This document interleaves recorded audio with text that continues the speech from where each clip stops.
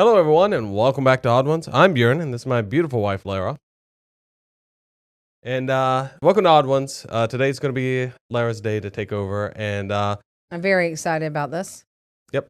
And going forward, just a couple things. Don't forget to like, subscribe, all the dilly-doos. And also on Wednesdays, because I guess this will post on Friday. And so every Wednesday going forward, we're going to stream. I don't know what platform yet. Just stay on all the socials and Follow us figure out why. and then you'll know. Yep, or where should I say? And Larra, let's go ahead and take it off. Let's fly this plane. I was going to make Let's a motor plane. this boat. I like a motorboat.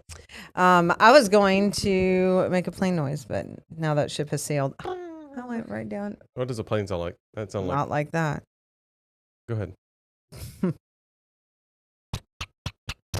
I don't know. What kind of craptastic plane? It's have the you been old on? school plane. It's the old comic. If I ever heard a cartoon plane planes. sound like that, It's a general aviation plane. Also, this is our maiden voyage in our new studio. I hope you like it. We'd love your feedback. I think we should do a studio tour because all of our decor is, with few exception, is either homemade or all of it has a story. Yep. So anyway, I'm very excited. A lot of my stuff you'll recognize from over in that area, but unfortunately, everything was so high before you couldn't see any of our decor. None of this you should recognize. Yep. All that was in Larra's art studio. Yep. So anyway, just to give you guys a little background, if you haven't watched the videos, any of our previous videos, go back, do that. It's a good time. We've got all kinds of topics out there, but during a lot of the videos, it comes up that I'm in counseling through BetterHelp. Not sponsored, should be. BetterHelp has been a game changer for me, amongst many other things. But the last few weeks have been remarkably different for us in the most incredible way. And I was in counseling last week, just really having the opportunity to work through some things that I had not been able to. And one of the things that had been so remarkable is kind of the dynamic that we're in now, and our comfort level, and really taking the advice that we share with you guys, and there's lots more to come with that, and our relationship improving, particularly in the communication area. Yep. And just talking about he doesn't know what this topic is, Not at so all. I'm super excited. Talking about your huge changes in communication and really being, dare I say, more affectionate and verbally affirming. And that's been something that I know that you've struggled with. Not that, we particularly have a 5 love languages video. That was very insightful. Series. Yes. That was very insightful. Watch your legs now. They can see them. Oh, shoot. You didn't tell me feet. that. I didn't even shave for this occasion. Like your red hair will show up. Actually, it's blonde and I'd shave, but they are white. You're going to have to tone that down or up, whatever. Anyway, but one of the things that we learned through the 5 love languages is that you like physical touch, though you're not one to give it. And you have definitely been more physically affectionate. Yeah. And, I was kind of working through what would cause that. And I think it was a multitude of things. But as I was processing all of this, I came up with some things that I think it would be valuable. We spent a lot of time talking about how my special brain works, but I like to talk about yours. Okay. So this is again going in blind, and let me take my glasses off for this one. Exactly. Oh my gosh, I see what you did there. I mean, you wouldn't if you were going in blind. I don't see what you did there. I am going to take those off. So if we look back to where we started, last two videos were about intimacy, and we talked about Yeah, that thing. And we talked about, hang on, let me adjust. Um, about the hot and heavy, really exciting puppy dog stage Mhm. where everything was just perfect. Like there was no imperfections because we just were Yeah. madly in love. And then life and mental health and just stressors, work, you name it, kids. All of the above. Yeah, Yeah. really impacted us. And, we have learned throughout the years how to hold to the highest importance, our relationship. Mhm. But when it came to mental health or communication or processing the things that had happened, I feel like particularly for men, expressing feelings or thoughts even Mhm. can be challenging. Would you say that that's fair? Yeah, I heard last night, and I'm not going to quote the whole thing, but I heard last night on a statistic that men only, I think it was 4 or 5 emotions. That's the only emotions that they really know how to verbalize. They have more, but they only know how to verbalize it. And it's like anger, sadness, happiness, and something else. I can't remember, but there was, Those are your big three. yeah. Um, I think we've seen kind of a revolution when it comes to men being able to express their feelings and the acknowledgement that men need counseling too, and Yeah. that mental health is important to them. You've shared in past videos about your upbringing too, Hmm. not really having a very heavily emotionally saturated home. Hmm. That's a really good Yeah, point. that was. Um, toot toot. We're just going on all the vehicles today. Right. We've been on the boat. That wasn't a A train. boat, a That's a plane. tugboat. Oh, okay. Thought that was a train. I don't even know how to make a train noise. Anyway, Chugga um, chugga. so can you think of when you really started to acknowledge your emotions and be able to like vocalize them more? Well, it's definitely after I met you.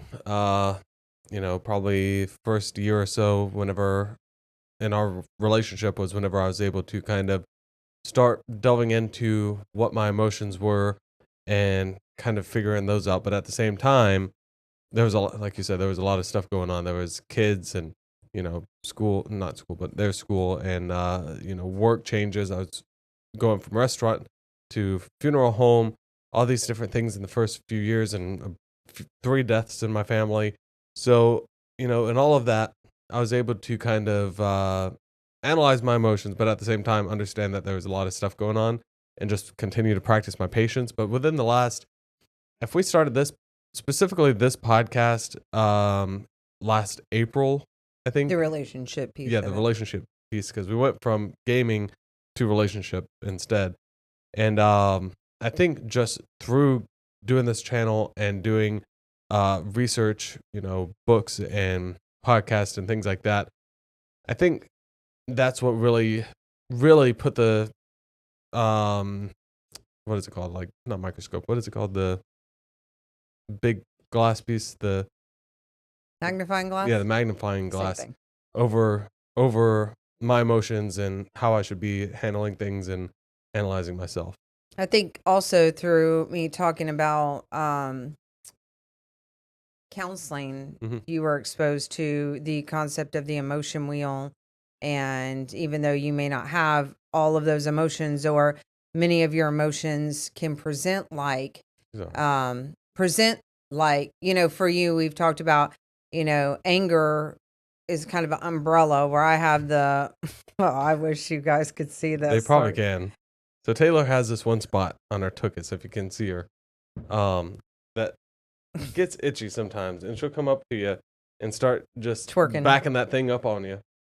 So please forgive us for Taylor being in here, but it's going to be focused on your face right now anyway. So I think, where especially for me, anger can be broken down into a lot of more fine-tuned emotions, where for mhm, you, anger can cover all of those, and mhm, you don't feel the need to get that deep into it. yeah, Though you're able to differentiate now anger from frustration, yeah, from you know, feeling insecure or whatever that might be.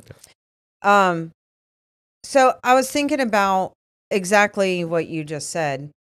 And here lately in conversations, I feel like you have, and I could think of distinctly a couple of them when it came to some of the intimacy stuff, or it came to me being able to communicate with you and you sharing your emotions, that you have done I don't want to say a much better job, but you have been more articulate with them and taking a moment to pause and really analyze those. Taylor, you gotta We get gotta up. stop. Hold on one second, guys. Sorry about that. Okay, so I think you discussing, or you have been more articulate with that. And it really struck me because I think really I don't want to say for the first time, but that's probably more accurate than I'd like it to be. I was really communicating how I felt and then listening to how you felt. hmm And I think a lot of times I would get so overwhelmed with my own feelings that I wasn't, as much as I cared, I wasn't able to hear. Yeah.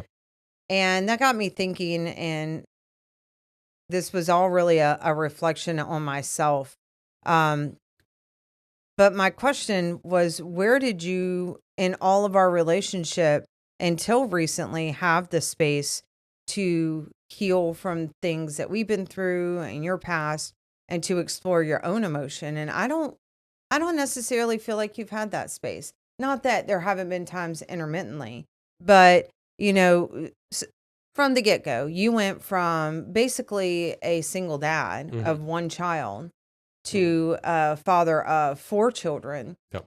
a teenager, preteens, well, young children, Yeah, they were kids middle at the time. schoolers, They weren't even middle school whenever. yeah, elementary, Yeah. true. So younger kids, a preteen, Mhm. and really it just kind of life for you just went, multiplied, fourfold. I don't know what the correct number of folds is. So I'm sure that was a huge adjustment in itself. Like, Yeah, it was. It was a lot. But really, once the kids, their emotional things got sorted out and things with other co-parents and things got sorted out, everything with the kids got pretty easy. which took some time though. Yeah, but really, I mean, it was like whenever Aaron was in 7th grade and he's in what, 10th grade now. So, had there was up and downs after that, but Well, they all took their turns. Yeah. I think every kid, especially in that teenage stage, goes through their own development. Where, for our girls, they definitely struggle with big feelings. yeah, Not that, everybody Aaron does. didn't have his own thing, but I feel like boys are much easier than girls to Yeah, me. yeah, for So you started off by adding 3 kids, and that comes with the financial responsibility because, you stepped up wholeheartedly to the plate as the dad. We provide for our children as if we had them ourselves. Yeah, We we don't get child support. We don't get support in those aspects. For one reason because or another. we did not request that. Yeah. That was something that we chose. If we're going to be together, we're going to raise them like our own. Yeah. And you've worked a lot. I mean, we first started, you were in the restaurant industry, which is really early morning hours and long days on your feet. And then you went to the funeral home industry, which was pretty much 24/7 on your feet. And then now moving into facilities manager and multiple buildings and on call, and so always on your feet. Yep. So you kind of, and never a downtime, never time between jobs, just pushing through, 2-week notice and then into the next one. working those 2 weeks all the way up until Yeah. I mean, what kind of pressure is that What? to know that you are now financially responsible? And I had some guilt. I know that you made your choice, and we talked about it a multitude of times. a multitude of times. But choosing that meant that you are now responsible for supporting 3 more kids. Yeah. Well, honestly, I never thought about it. Just like I've said about, whenever you're sick or taking care of the family in general, I have a job and I have a job to do, and I need, just like any other job that I do it well, and You're not wrong about that. that's my purpose. And, um, I have more than just my jobs and, responsibilities as my purpose in life, but, that is my number one. And so I don't really think about it. I don't think about the financial stressors. Our bills are paid. We have more than enough food in the refrigerator. We have a Even though house. the kids may not want to eat it. Yep, we have a house. We have 2 dogs, two cats, and one mysteriously gone cat. And we also have money enough, one way or another, to do things for our kids. Like Juliet was going through it and having a hard time, and you asked her, what can we do to better your life? And we had money and finances to get her an electric drum set. Or Aaron, same question was given to him, and he was like, "Oh, I'd really like an amp for my guitar," and so we facilitated that. And everything else is still paid though. Right. But It would not be it would be 10 times harder if you did not work as hard as you did. it would be 10 times harder if I didn't have a partner that was helping facilitate things. Right. The work thing, I mean, to me, is still it's work. I don't think about it whenever I'm off of work, unless Right. I have to go back in for to be on call or something. But I don't think about it. I don't whenever I'm there. My day is so busy, and I enjoy staying busy and working with my hands and things like that. Um, that it flies by, and yes, there's stressors, and that's usually human generated, via um drama. But really, even with my job, with me and the partner that I have that I work with, Who's fantastic. yeah, there's no real drama. It's whenever third parties come in there, and it's like, here we go. But even then, it's really like, did you print a key? No, I'll go take care of that. And it's like that fire is put out. But everything else is really not stressful unless it's like a catastrophe. That's kind of how my Which job you've is. had Oh plenty yeah. of those. Yes, yes. Yes. But yeah, I really, realistically speaking, I just don't. I'm so let things slide off my back kind of person. I'm like a duck to water. It just doesn't bother me. Yeah, do I vent to you about it sometimes? Sure, but even then, it's like, what am I really venting about? Right. And I carried, anytime work has been hard on me, I would carry it home. And it wasn't, our jobs differ in the sense that there were things that I did have to take care of over the weekend, but even when I could have left that work bag at the door, I brought it home. Yeah. And you are very good at partitioning. And you do vent, and sometimes it's for humor and sometimes it's, for conversation. Yeah. And because we work so closely together, under the same umbrella, and same employer, it is like we know the same people. And so it makes it that much. It's not like let me tell you about Karen at work today, and I don't really know Karen. So, it kind of makes it easier. And so, there's one question that you had a few minutes ago talking about how did I manage my emotions or something like that? And I didn't really answer that. I was coming back. So. Oh, okay. Go ahead then. Let me let you run this ship. Okay. I mean, I don't want to take away from things that come up in your head, but so I think you really are great about this is what my job is. And you mentioned in the beginning, supporting me while I have been sick, and you really do step up to that plate. I'm always very appreciative of you, keeping the house not from falling, the house doesn't fall apart. Has it necessarily been swept? I have a hair right in the middle of my eyes. Has it been swept, to what I would normally do?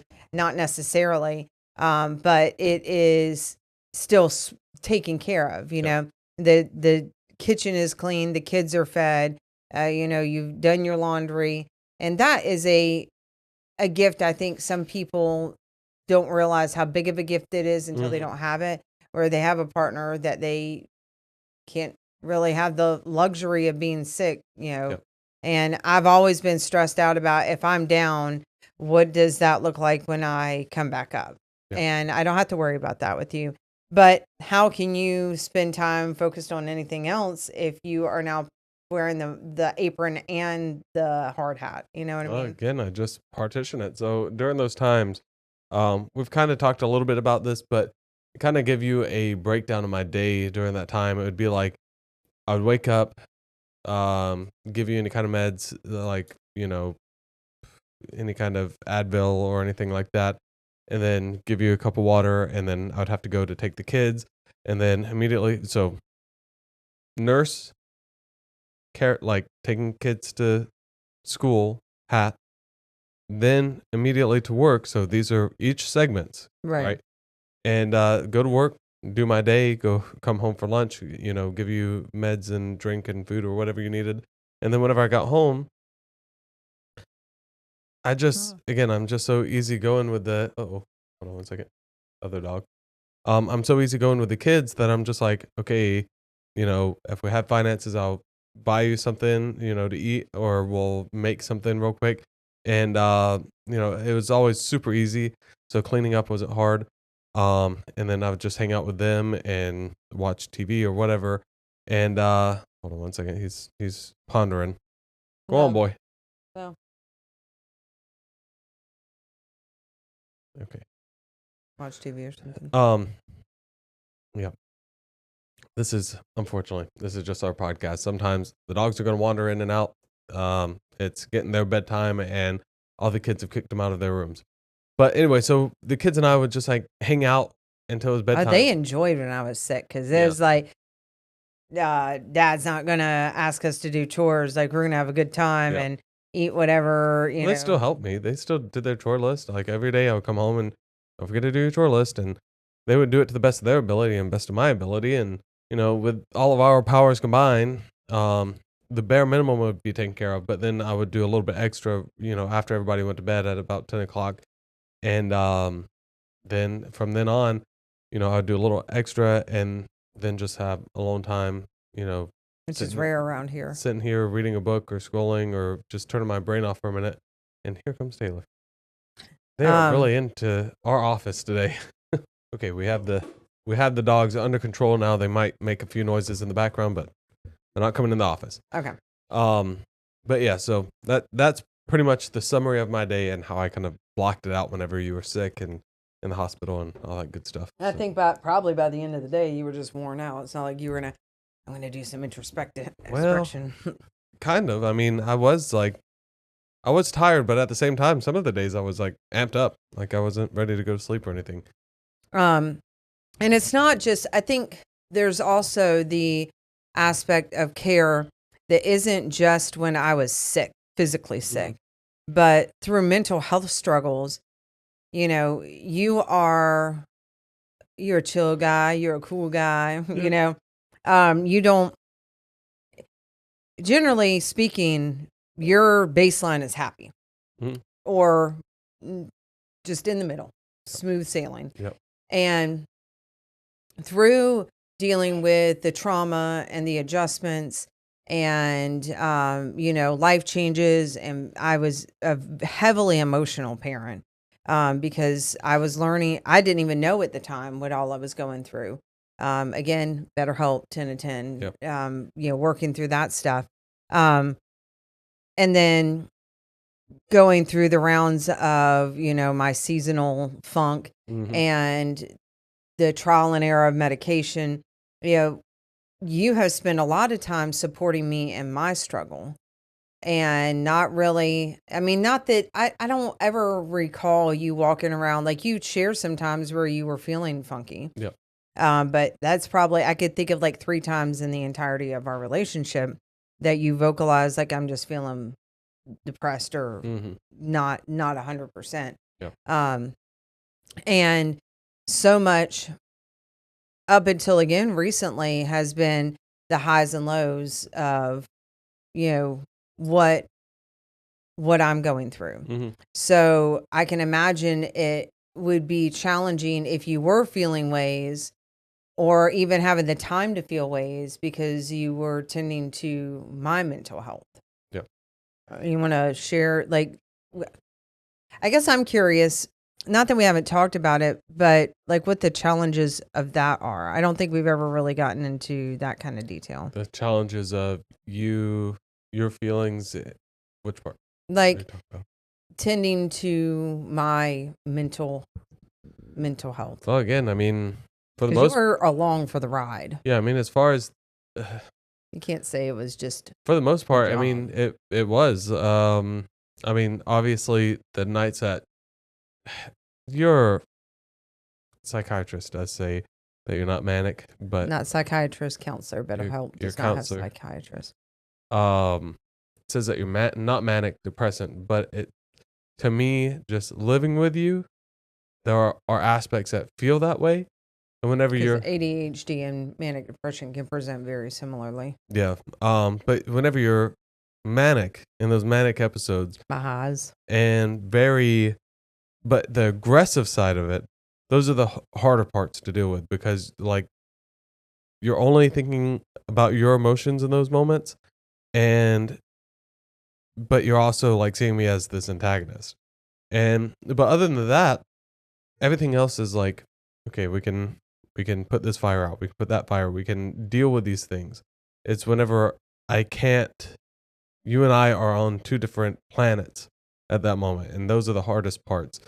But other than that, no, everything else is pretty easy. You know, I have a good tendency of like whenever I can tell that, hey, you're kind of acting this way towards me, you're acting aggressive, you're acting down, quieter than normal, you're hyper apologetic. I'm pretty good about like saying, hey, why is this happening or what's going on?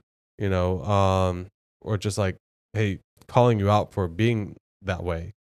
Um But you have to really have, sorry to interrupt. I don't think that you can, for those of you watching, if you are in a similar relationship, especially if someone is, whether they have manic depression, bipolar, ADHD, just maybe a genuinely sensitive person. I want to put out there that every relationship has its dynamic mhm. and that it hasn't always worked for us for you to be that curt with me, Yep. and it can be very damaging depending on the person. So being able to talk about like, hey, I'm setting boundaries and Yeah. saying, and Exactly. you've been excellent at setting boundaries and saying, I'm not going to allow you to do this, and you've also worked on how you come at it Yeah. too. So I think that if somebody watches this and hears you say like, I'm going to call you out for that, it may come across as insensitive, or if someone can't help that and you're not saying, I'm going to support you through this Yeah. versus I'm going to call you out on it. Well, let me rephrase it then. Especially lately, I'm trying to, and you know, you and I had a conversation similar to this the other day. I try to kind of do the three strike thing where it's like, okay, I'm coming at you nicely. I'm asking you what's going on. I'm trying to support you in that moment. I'm not getting through. Do it again in a different way. And now, on the last time, I have to say, hey, why are you, you know, why are you being hyper apologetic? You know, just as an example. Um, or I'll say it more curtly than that, like you're being hyper apologetic. And generally speaking, between those three things, like me saying it three times, you'll tell me what's going on in Right. one way or another. You know, So when you are in, when I'm in those moments, it's very hard for me to recognize hmm that I'm being that way. Like I don't, it kind of just washes over me and I don't realize that there's been that mood shift. And again, I think that has been not so much of a problem, especially recently. Yep. And I'm saying it kind of like that was the past because I've had a lot of realizations. Um, you know, there's going to be a channel where I just talk about, it's going to be, sneak peek kind of thing, where it's just going to be me talking about the mental health stuff and sitting down with the ladies, like you have your channel that you'll be working on. So I'll get more into that then, but just as a side note here, um, I had a lot of resentment towards you, which added to the emotional bucket that I'm way more than a bucket wheelbarrow that I was carrying around of my own crap. And then when you would come at me those ways, I felt like I needed that sensitivity and like, okay, hey, because you can be very soft, but you are usually matter of fact. So it's not like you're coming in and saying, hey, what's wrong? Yep. Like it's usually what's going on with you or what's wrong. And I, for a long time, took major offense to that, because I felt like you know me well enough. If there's something going on, it's not usually in the realm of my control. Medication does not do well with me. Counseling had not really got me where I needed to be at the time because I had not worked out things and you and I had not worked out things to where we're at now. Yeah. But I did not like how you came at me until I came to recognize that that was your way of, here are my boundaries. Yep. And you've crossed those boundaries. And that was the only way you knew how to address it versus getting angry. Yeah. And the other thing with that is a lot of people use this phrase to kind of get away with being just an asshole. That is never what I am trying to do. And this is only for now you guys, but just between you and I, and the kids and my immediate family. I don't mince words because I don't want confusion. I don't want, I don't want to come at you and say, I saw that you had a really hard day today. Tell me what's going on and and just have like a whole word bouquet ready for you. I want to say, what's going on? Yes, I can work on doing it softer, but I want to still be able to use those words to be able to get the exact point that I'm trying to get across. So you can give me your answers and you can tell me in great detail what's going on. I think people, and that's just me. That doesn't work for everybody. No. And I don't know that it's the best way to go about.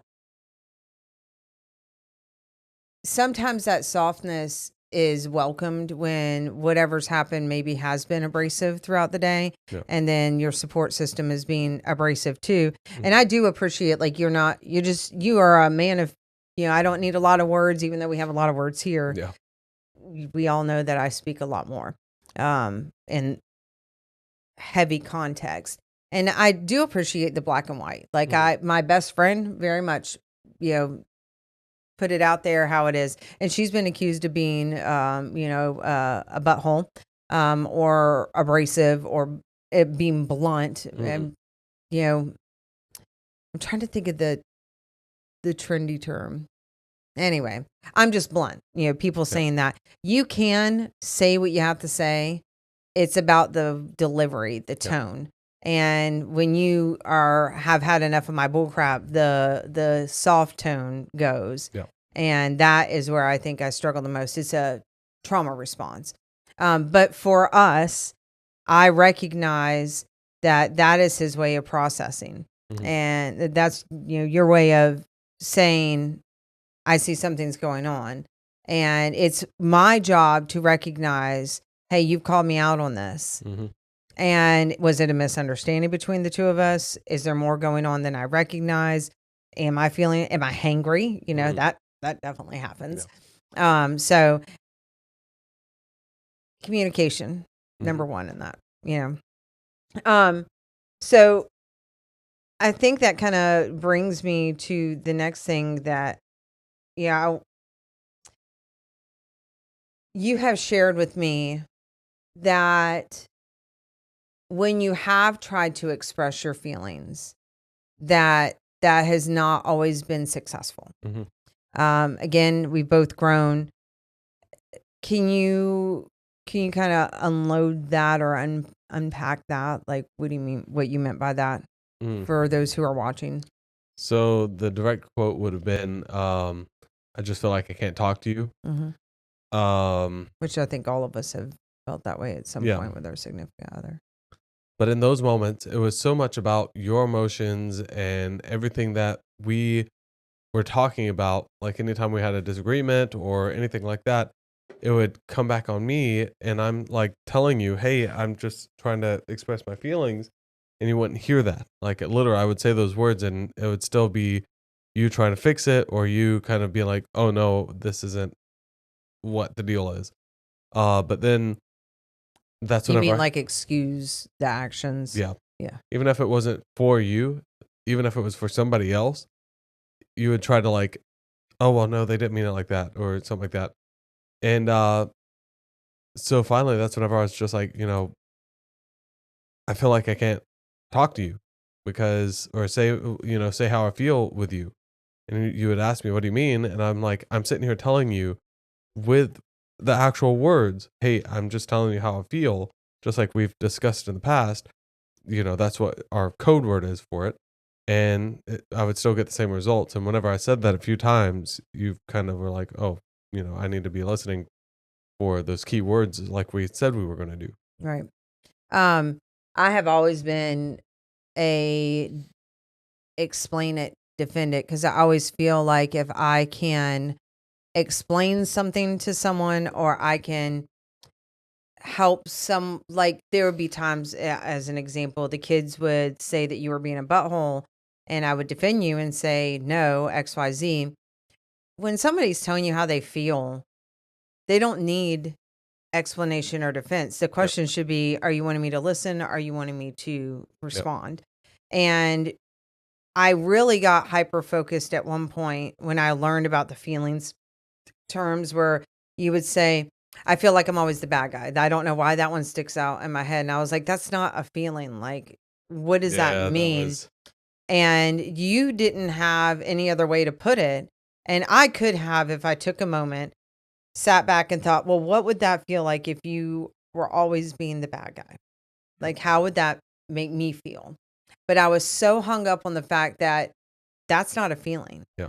And it was, and usually our disagreements are launched off because somebody said something in a way or did something in a way that upset or hurt the other person.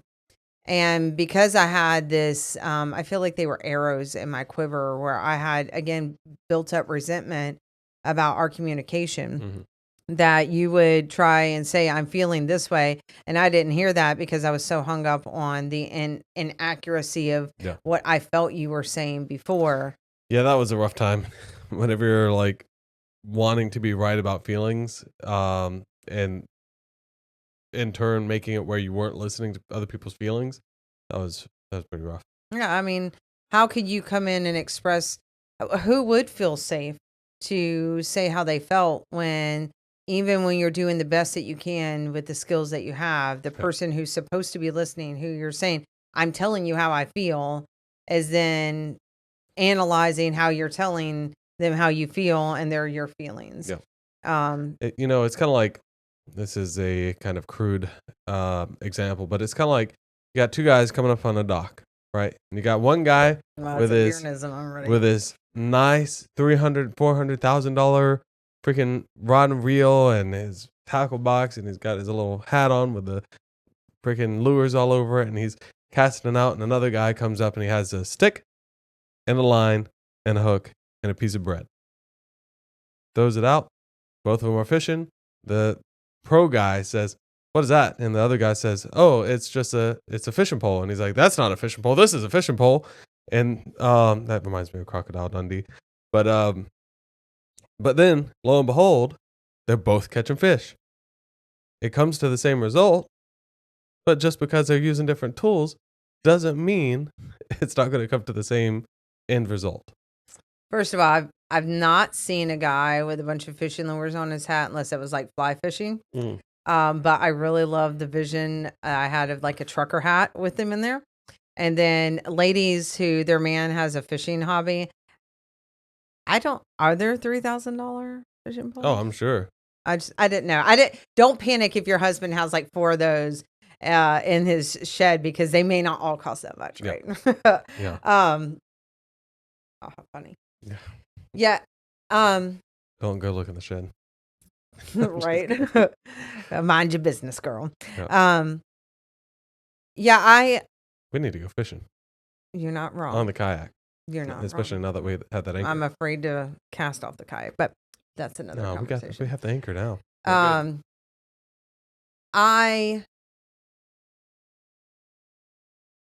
I really don't know. Go ahead, set an alarm. I really don't know. Like, there's not much I could say to that as to why. Like, again, I feel like the root of a lot of things was resentment. Because I felt like my needs weren't being met, even though you were meeting them in all the ways that you knew how. And thank God for the 5 love languages, because that really helped me see a lot.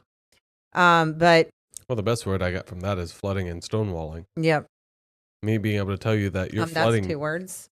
Yeah, you're right. I'm just kidding. But yeah, me being able to say, don't. I'm going to zoom in on that hand, counting how many words to see how right you were. Stonewalling. I'm just kidding. Stonewalling and flooding.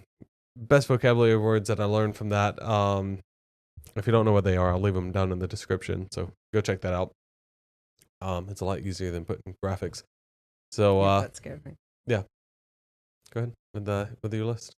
I'm a flutter. I word salad. And most of the time that I'm talking, I am working out the thought real time in my head. I'm not, and I do that in general. Again, I'm a chatty Cathy, to say the least. There's got to be a motor mouth Molly or something like that. Motor mouth Molly. I like it. That sounds like a stripper name, or a really good. All right. That sounds like a lot lizard. A lot. There goes motor mouth. What did you say? I just heard Motor the mouth term Molly. lot lizard for the first time No today. way. Yeah, and I still don't know what it means. It's a lady of the night? It's a lady of the night at a truck stop. Oh, makes sense. Denny probably knows what a lot lizard is. Oh my gosh. I got to call him right now. We got to stop the podcast. Anyway, and you are a stonewaller, and it is, I felt that you were disinterested in the conversation, or you would tuning me out, which then again triggered my defense. And all of it came down to, we just weren't communicating in the same style. And I felt like you weren't actively listening or acknowledging me. And then that made me continue to talk. Yeah. And the more I talked, the less you could process. And you said the other day you felt flooded. And for the first time, I said, oh, shoot. Okay. I'm just going to stop talking now. Yep. And I didn't feel offended, because you communicated like, I'm feeling flooded. Yep. And that's exactly what I was about to say. The thought came back to me after Taylor came in here, but yeah, I mean, the best thing that I can do now is say, hey, you're flooding me. And then that's pretty much it. Like, okay, well. And I've realized that I have to wait. I can't come back the same. Like, I can't come back till you've come back. And it's always better, like, unless it's like a life-changing thing. And usually you won't, like, we will resolve that. If it's something big. Yeah. But if it's something minute, something you share with me is, will it matter in a week, 5 years, 10 years? If it's not, I do the best I can to process on my own. I do the best I can to tell myself, hey, and what is the root? Why do I feel the way that I feel? And we'll get to that podcast soon. And we'll talk more about that. But really saying, okay, 100% of the time, my trauma response believes that you're not going to be able to have a conversation with me about it. And you won't bring it back up usually, because you just want to move on. But if I need that resolution, 100% of the time you'll have that conversation with me, especially the next day. It's always peaceful. Yep. We kind of unpack what went wrong in the conversation, which is super helpful. And you will be willing to, and usually it is everything I wanted the first time. Yep. That the flooding, the stonewalling, the not active listening, me not recognizing the signs that, hey, this isn't going well, let me stop talking. Knowing all of that, I think has changed the game completely for our communication. And also, just with the flooding thing, doesn't take me anywhere near the amount of time it takes me to come back now, because I can realize, hey, you're flooding me much sooner, and tell you that, verbalize it. And so that makes it where my stone wall is only a quarter built instead of halfway, or, almost all the way What built. do you think? How do you think that happened? Just using that term, using that Having term. that term. Yeah, using that term and actually saying it. And then also you saying, okay, well, I'll step away. Mm-hmm. Those two things in tandem are what have caused, or not caused, but have facilitated the fact that, hey, I can step back, you can step back, and we can both process and then come back and have a civil conversation about it. Years, people. These skills, first of all, knowing that both of you, and even just recognizing yourself, but these skills are things that it has taken us. I mean, we just celebrated our 6-year anniversary. Yay, congrats. Oh, thank you.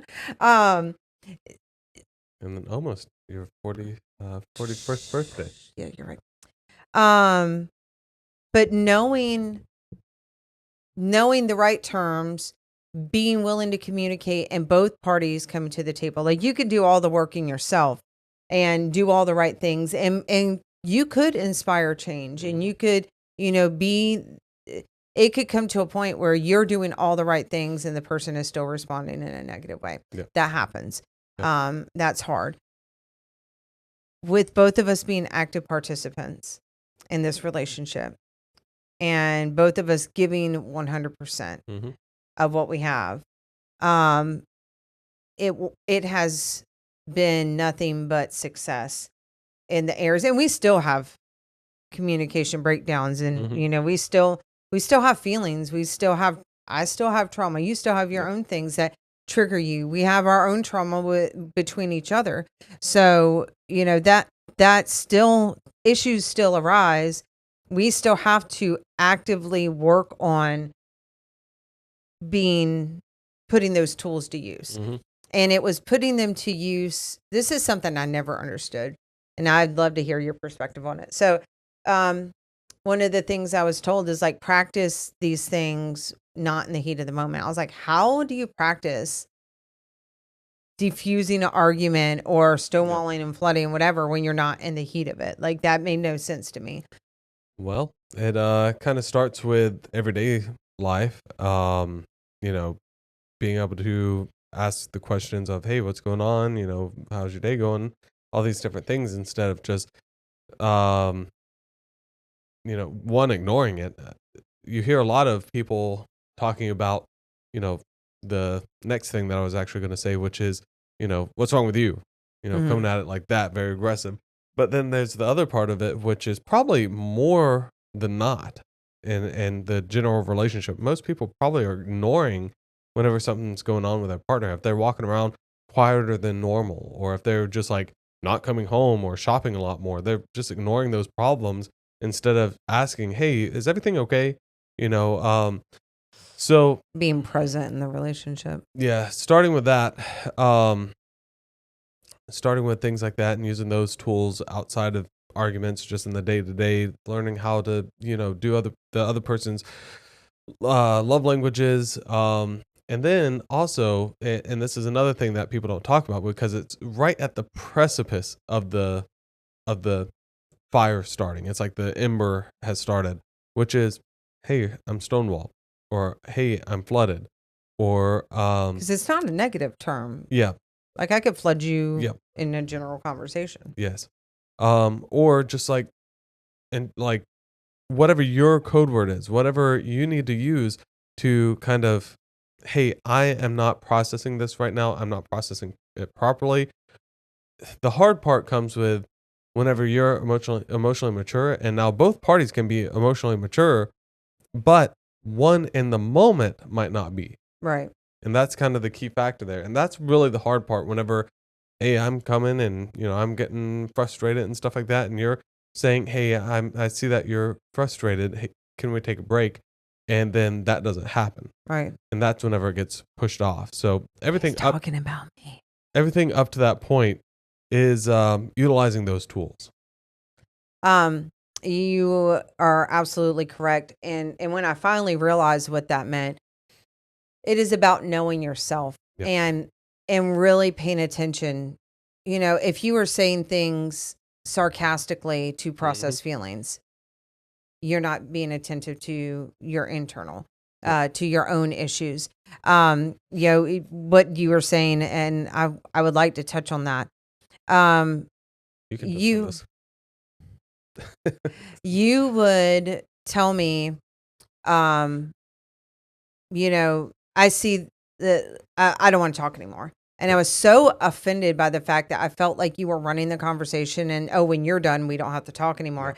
But I had that power too. Like and has it always gone perfectly? No. Like there have been times where I've said, I don't want to talk, and you got frustrated at it. Yep. And so, you know, I think that we both can understand each other's perspective, but 95% of the time when you said you didn't want to talk, maybe I would walk away, but I would come back, Yep. you know? Or I would walk away and you'd come behind me. Yeah. And it wasn't that I wanted to antagonize. I felt all this pressure because I was in a trauma response, and all the things that I learned that I could tell you and practice in a calm setting, gone, because something you've done has triggered a trauma response in me. The moment that I recognized, I could think of a distinct situation. We were in the hallway, and the three, Juliet, Bjorn, and I were talking about something, and it was a very active conversation. And then you got a phone call, and it was work related. And Juliet asked you a question or text. Yep. And then I think it turned into a phone call because you were on the phone. Or no, you were texting. Yep. And you had to pay attention to that text. And Juliet asked you a question, and you kind of half answered. You said yes, and I knew the answer wasn't yes. Yep. And Juliet and I started having a dialogue, and at least once in there was a moment where maybe she asked you something, but none of that conversation that we were having was geared at you. Yep. It was between us, but you, in your mind, were still participating in the conversation. And so you were like, stop, I can't focus right now. Or no, you just said, stop, I can't right now. And I felt that, like, why are you being a butthole? We're not even talking to you. Yeah. And that's the response. That's a protective response. Like, I didn't do anything. Here you're being a jerk to me, the way that you just spoke to me. Like, I don't appreciate that. Yep. And I didn't even do anything. We weren't even talking to you. And that would be the way that I would respond in a trauma response. And I felt that, and I never really paid attention to it until recently. I felt that, like, almost like a forward momentum within my soul that wanted to go to the bowing defense. Up on me. I was. And I don't do that normally. Like, this little girl knows better, you know? And I caught it, and I thought, oh my God, like, he's overstimulated. He's focused on this very important text. You already have expressed, like, you know, getting the words from here to here can be a struggle at times. Yeah. I get that. And when I am overwhelmed or overstimulated with my ADHD, like, I'm not processing everything, and I do get frustrated, and I can be very snippy. And so at that moment, I was like, Juliet, Daddy's working on something. Don't take it personally. Why don't you let him finish that? And I was never mad. Yep. Like, I was like, oh, okay. But the boundary thing, when you got done, I said, hey, I just want to let you know, the way that you responded, I understand why. I didn't appreciate it, but I do want you to know I recognize why you felt that way.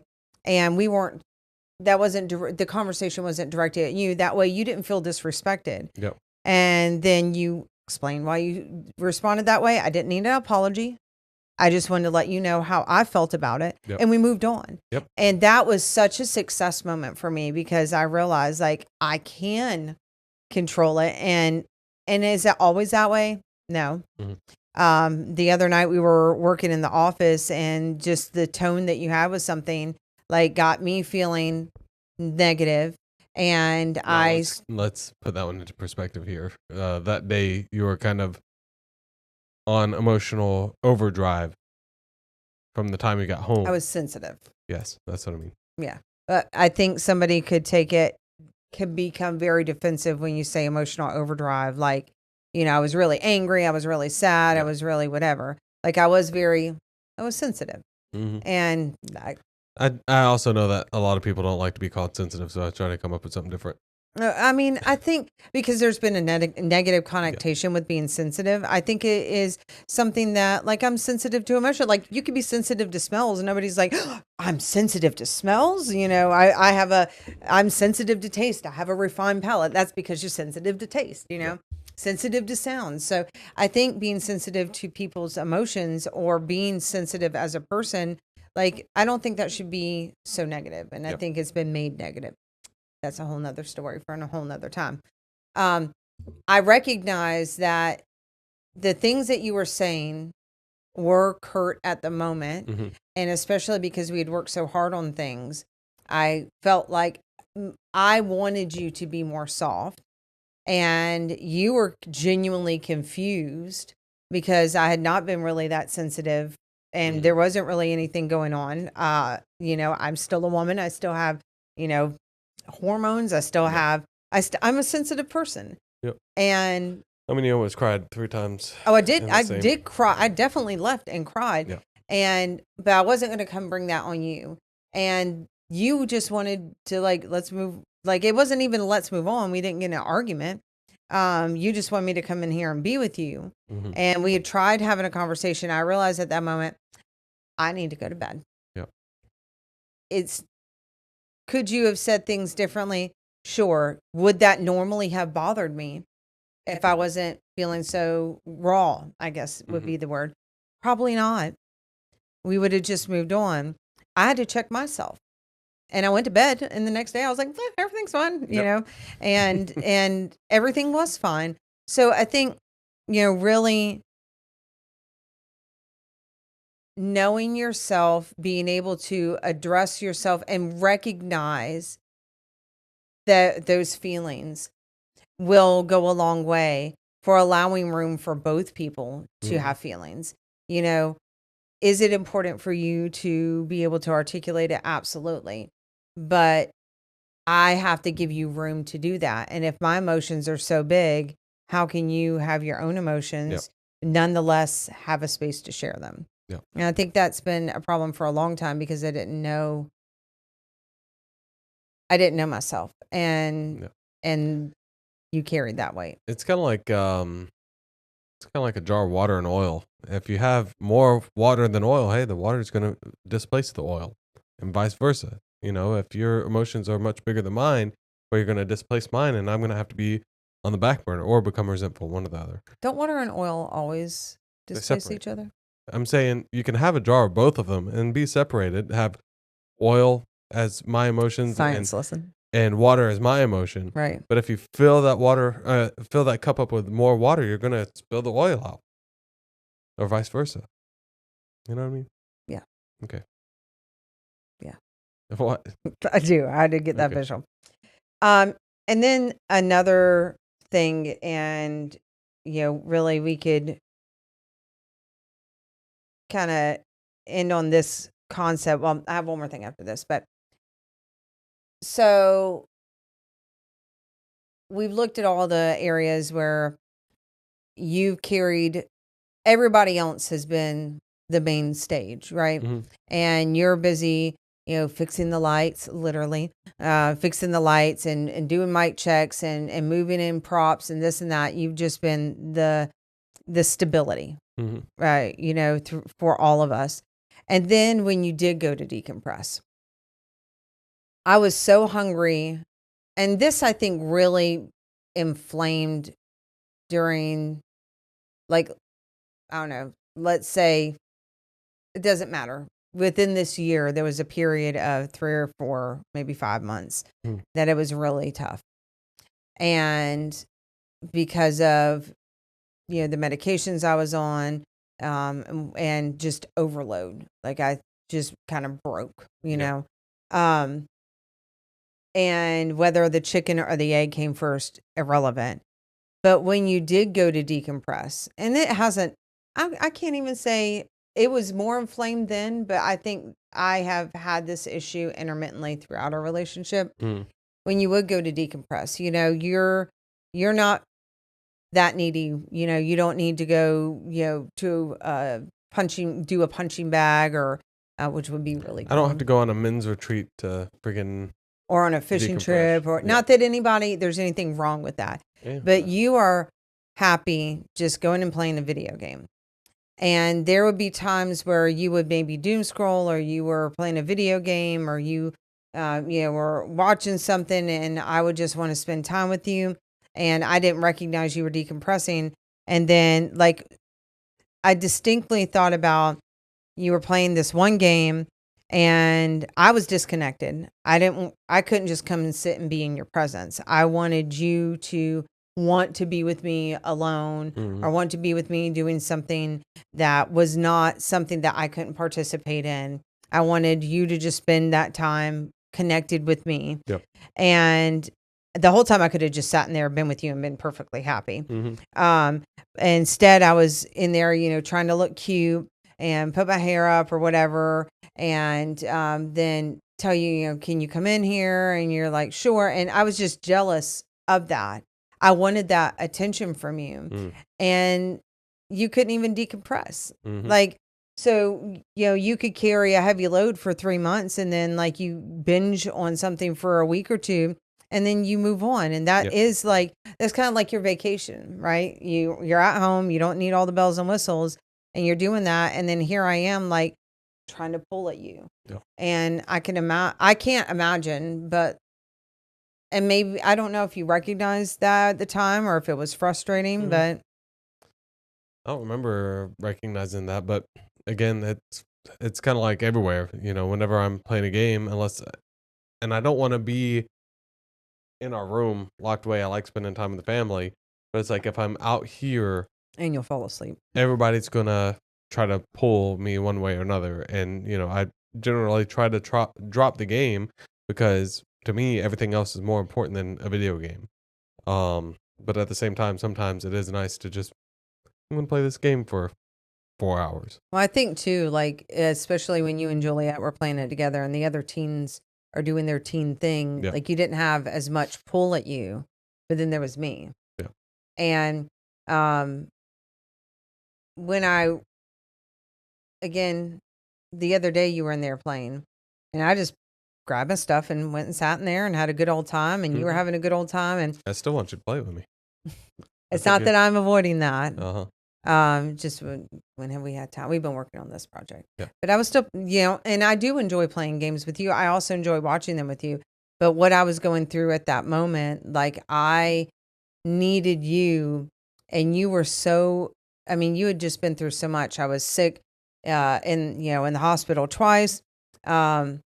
Then I got sick twice, and you had just been giving and giving and giving, and had not taken a moment. And I think, while you may not recognize that, hey, I need to decompress, you do it. You know what I mean? Like, that was, in a way, in a small way. Like, well, what would decompressing look like for you? That's a great answer, because that it only accentuates the point. Like, you don't get to do that enough to know what that looks like. I don't really do it. Decompressing for me, it would be like, not, I don't know, probably kayaking or something like that. Away from any possible distractions, or Yeah, you can't do anything there. You can't, whenever you're on the river, there's nothing except for, there's no phone service. It's just you, like since we have the tandem one, it's you and the other person in the water. Can't do anything and bike else. rides, I think you have enjoyed. Yeah, I do like bike rides. Those are fun. I haven't done it in a while. Maybe I need to start doing that again. Of course, I choose right before summer to get back on it. But yeah, no, that'd be good. Or reading a manga, I think that, but that's still really here. Yeah. Yeah, just reading in general is hard for me. I enjoy it for certain things, and like I do like reading manga, but at the same time, it's still like in my brain kind of work in general. So I don't know. There's not going and watching a movie. Like it doesn't take much for me really to decompress. And you've always said that, like, I don't really need that. Yeah. I think you do. And I said all this to say, Just touching on that, and there's a few other things in here. I don't want to, not comparing you to anybody, just putting that out there. But I think I was built for this kind of lifestyle and built for all the personalities in this house who thrive for attention. Because whenever I was young, I was the talkative one out of me and my brother, whenever we first got home, but he was the personality. He was the big, Suck the air boisterous out of him. personality. If he got a little scratch, he'd be on the floor crying.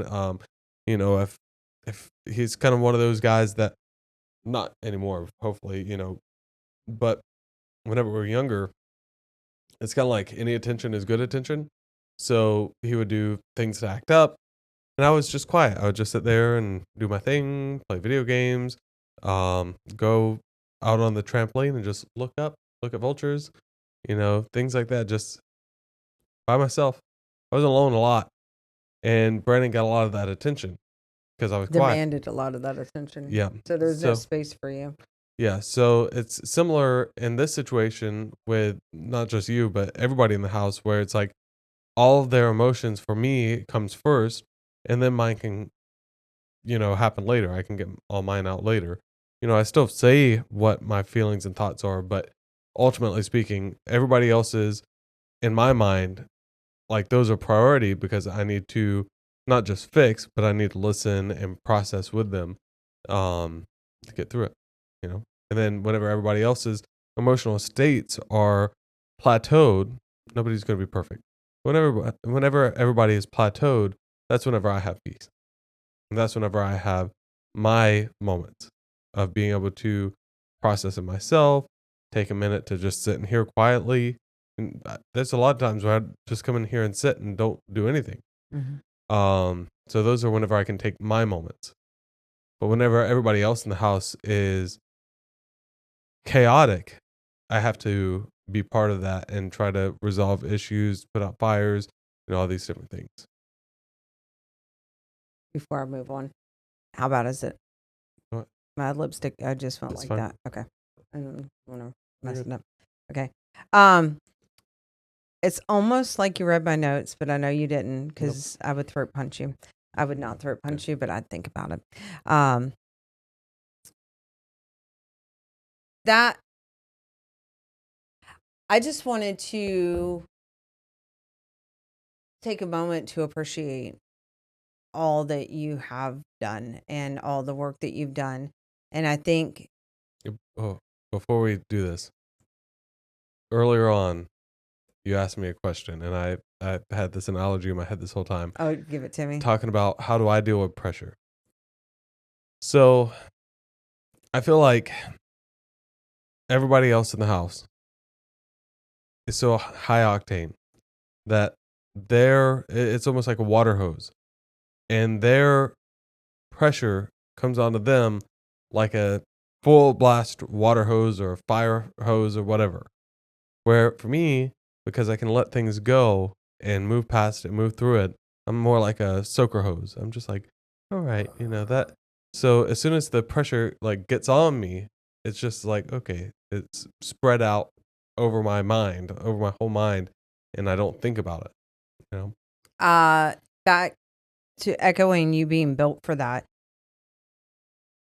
There were so many times that we would get into a disagreement, and it wasn't a make or break relationship disagreement, but it was very passionate, very intense.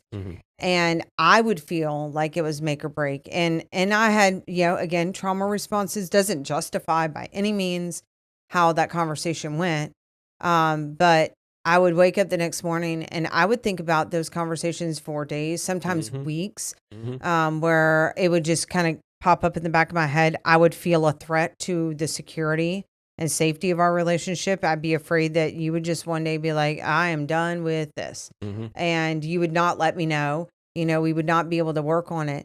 And again, I'm so thankful for the work that I've been able to do, but I would not be able to do it if it weren't for you being built the way that you are, because the next morning you woke up and you're done with it. Like we've already, if I need to talk about it, you will, and it's always peaceful. And it's hard to remember that in the moment. And there have been times like you've shared that you were still not frustrated, but it still bothered you. Insert feeling word here that you Yeah. had about how things went, or the fact that they went the way that they did, but it wasn't like you were carrying it around. Mm-hmm. Most of the time, you're like water. You would always say, Yeah. you know, you just kind of go with the flow. We woke up. It's a new day. Life's too short. Why dwell in it? Like Mm-hmm. you still loved me. You didn't change the only person who was still stuck in it was me. Mm-hmm. And you woke up, kissed me just like you do every morning and off to work. And I because I couldn't do that, it didn't feel right. Yeah. And I couldn't wrap my mind around it. But that's not for me to wrap my mind around. Like my brain doesn't process that way. I should just be thankful. Mm-hmm. Like thank goodness I have somebody that is like that. And it is a gift. And I really appreciated it when I started talking last week in counseling. Mm-hmm. But I think that it was because, and correct me if I'm wrong, you have had the space since, you know, the air in my system and all that has kind of cleared, and we have worked on things, and we're both using the tools that we've been given. But I think you have had the space to share your emotions. Yep. And And I haven't had to, because there's not as much stuff going on.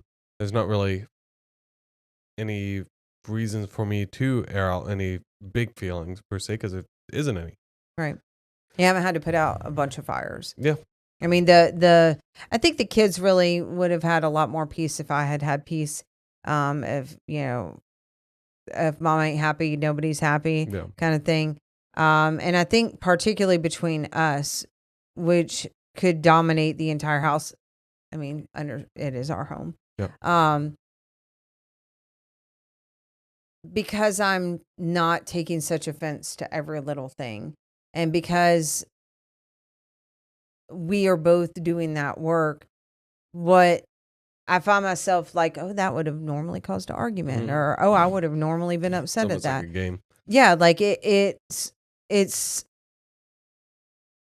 I don't know that I was consciously walking around thinking this, but I can think of numerous moments where after an interaction happened, I was like, that went well.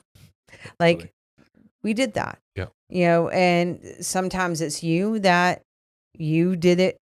You did the right thing, which changed the trajectory. Sometimes it's me, and I'm always like, I did that. You know, Oh, very goodness. proud of that internally, because I know that you are the piece. You are just chill most of the time, you know.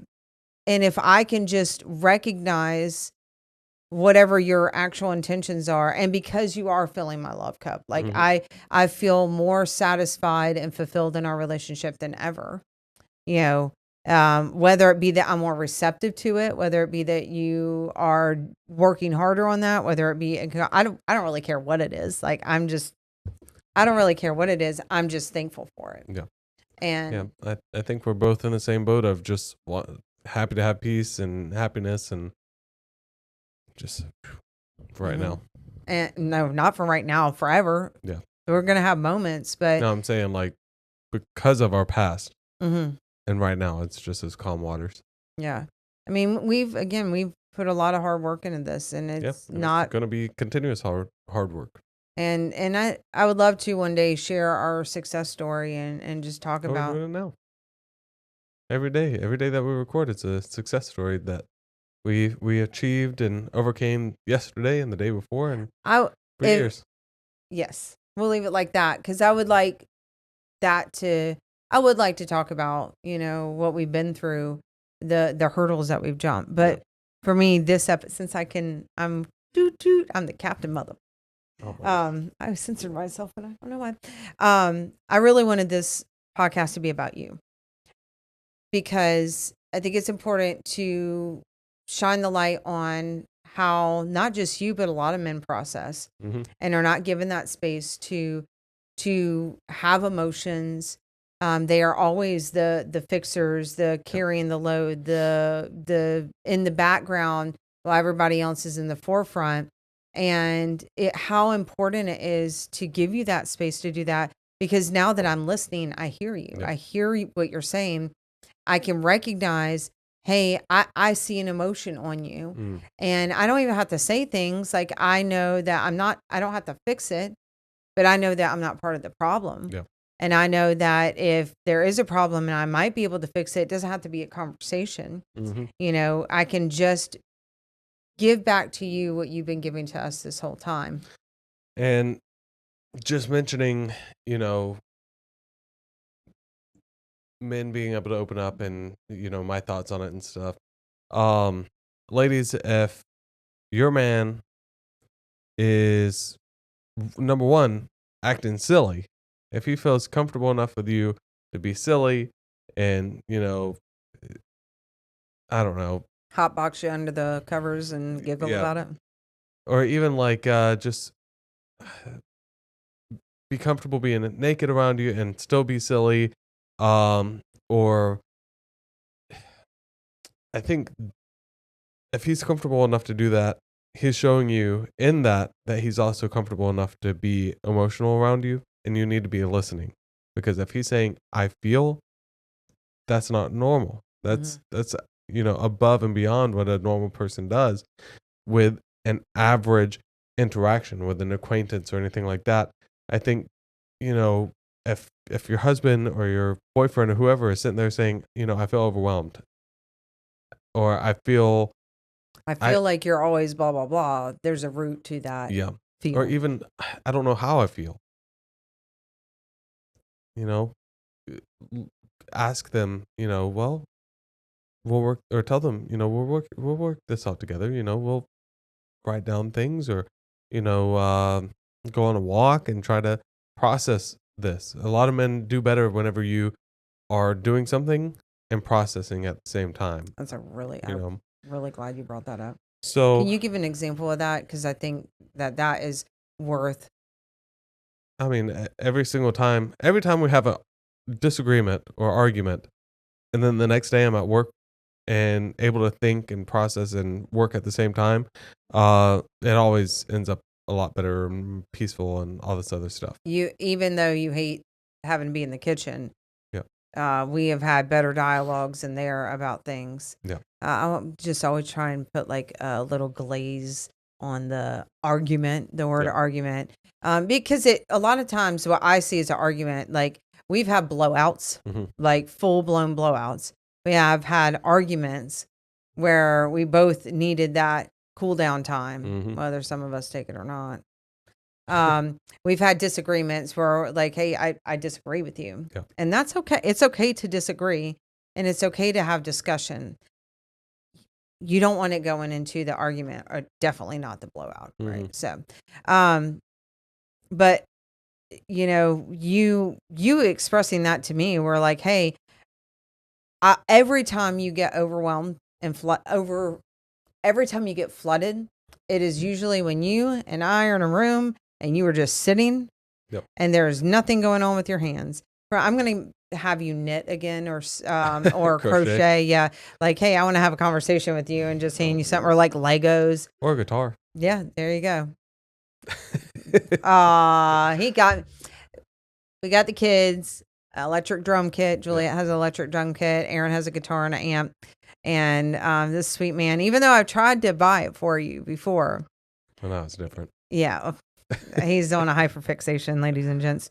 So I just wanted to take a moment to shine the light on you and how much work you've done in things, and how you've always been the glue that keeps us together, mentally, physically, emotionally, literally, keeping the house together, keeping the family together. As the times that I have been sick or even at the hospital, like you had kept the kids together. You've always been that rock. And I think it's so important for people to, like you said, really listen to what your significant other is saying. Ladies or gentlemen or whoever, you may feel feelings about how they feel. That's natural. And if somebody comes and expresses displeasure to you, you may still feel negative after you've had the conversation. That's okay. Mm-hmm. It is having a conversation about something doesn't fix or change a feeling. It may clarify things, but it's a process. Yep. Takes hard work and dedication. Absolutely. But I just, moral of the story, I recognized when I did counseling and I realized how much you had been expressing yourself. Like you had not had that opportunity ever in our relationship, whether it not be that you not had the tools or you not had the space or I wasn't actively listening. That's not just our relationship. Yeah. It's been my whole life. I really haven't been able to talk about emotional stuff and open up. Well, I see you doing all that here. And I hope that, I know that I'm not perfect, but I hope that I can continue to give you a space where you feel safe and comfortable. And safe sounds like such a soft word or whatever, but that you feel comfortable and confident that you can come to me with whatever I feel XYZ, and that you know that I've got your back. And I know that I can do that with you and feel safe, and you've always got my back. Yep. Yeah, that's what I'm here for. Well, you're doing an excellent job. He doesn't take words of affirmation very well, so he's going to go back and watch this, and I hope you are like, ugh, that was uncomfortable. I won't be. You go in mechanical mode. So that was it. All right, everybody. Hope you guys enjoyed this. What? It was just, it was nice to just hear about you. Yeah, that was good. Not that I didn't throw in my own little 2 cents in there, but. But yeah, I hope you guys enjoyed this. Don't forget to like and subscribe and all the other good stuff. Check us out on Facebook, Instagram, and now on Thread. We are becoming more active. Keep going. Sorry. We are becoming more and more active, and also TikTok. But we're becoming more and more active on those platforms. So check us out there. We're trying to grow there so we can grow here, and everything works in tandem. And if you would throw in, so I have been tooling around with TikTok and apparently have enjoyed just kind of being my silly self on there. So throw my TikTok down there. Okay. Main thing is head over to Odd Ones, follow us there. But if you just want some little outtakes. All right. Sounds good. And what else? There's something else gone now, but that's okay. And we'll see you on the next one. And until next time, stay a little odd. Because we are.